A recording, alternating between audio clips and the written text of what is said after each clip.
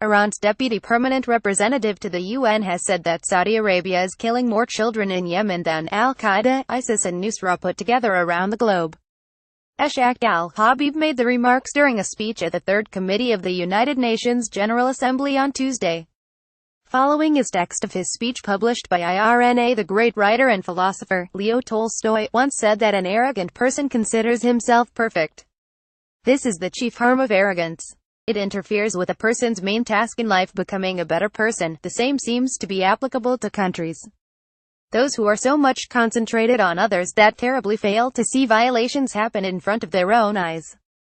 Complacency and arrogance often lead to loss of reasoning and judgment. Similarities of the atrocities committed by the ISIS and Saudis, like beheading, are not accidental. They are rooted in a common ideology and worldview that considers the other Muslims and non-Muslims infidel and heretic.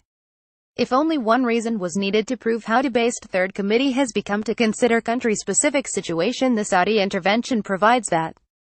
Saudi, a bad child killer that has recently upgraded to a good child killer, kills more children in Yemen than Al-Qaeda, ISIS and Nusrah put together around the globe.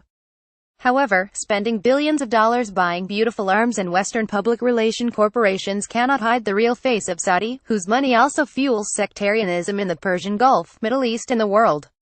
Similarities of the atrocities committed by the ISIS and Saudis, like beheading, are not accidental.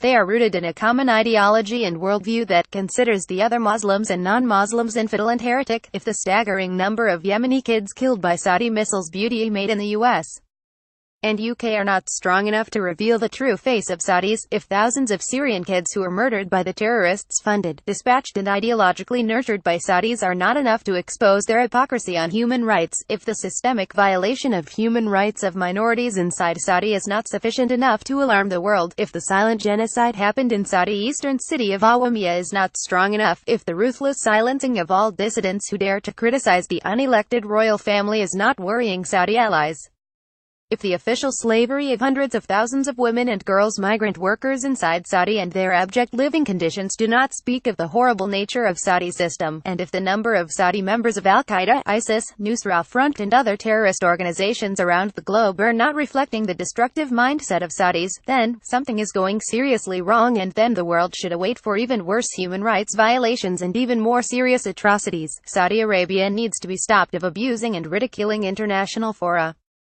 Saudi being a partner in the global fight against terrorism and intolerance is blatant mockery of humanity, human rights, justice and peace.